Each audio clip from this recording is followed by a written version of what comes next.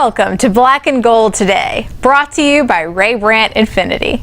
I'm Rachel Whittaker. It's great to have you with us on this Wednesday as we welcome in our columnist, Jeff Duncan. Hey, Jeff.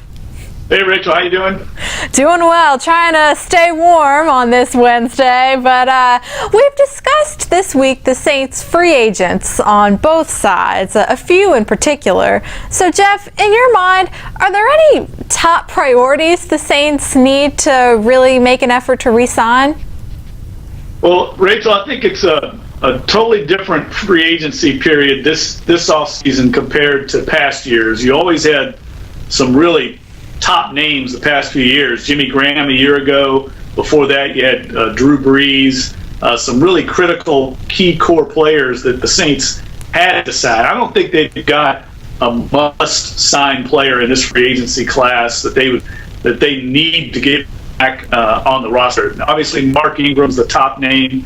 I think they would like to have Mark Ingram back. I think Mark Ingram would like to come back, but I fully expect him to test the market. The Saints have done that in the past with players, allow them to go out and pursue some other deals with other teams, and then it gives them a chance to match that offer. And I expect them to do that with Mark Ingram, but they've got enough depth in the backfield with Pierre Thomas and Kyrie Robinson, who's waiting in the wings, Travaris Cadet, who's a restricted free agent, to where I think they could lose Mark Ingram and still be okay. I think the same can be said for Patrick Robinson, a former first-round draft pick, the guy they'd probably like to have back, but is not critical for them moving forward. Tyron Walker, a young defensive lineman who's a restricted free agent, is a guy that they need to get back just because it helps bolster their depth in the rotation. And then they have a couple other veteran players that I expect probably to move on. A guy like Jonathan Goodwin, maybe a kicker Shane Graham, Robert Meacham, the receiver, guys that have been a part of this team for a while. Right, I absolutely agree with you about Jonathan Goodwin. I think Sean Payton maybe felt a certain loyalty to Goodwin, but at the same time, Tim Lolito definitely the heir apparent at center. But again, lots more to talk about. And up next, we're on to the playoffs.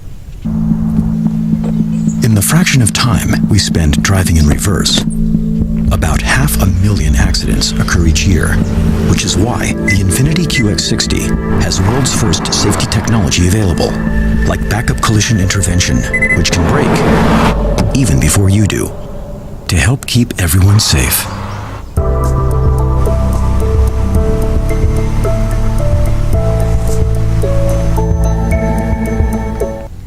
Welcome back.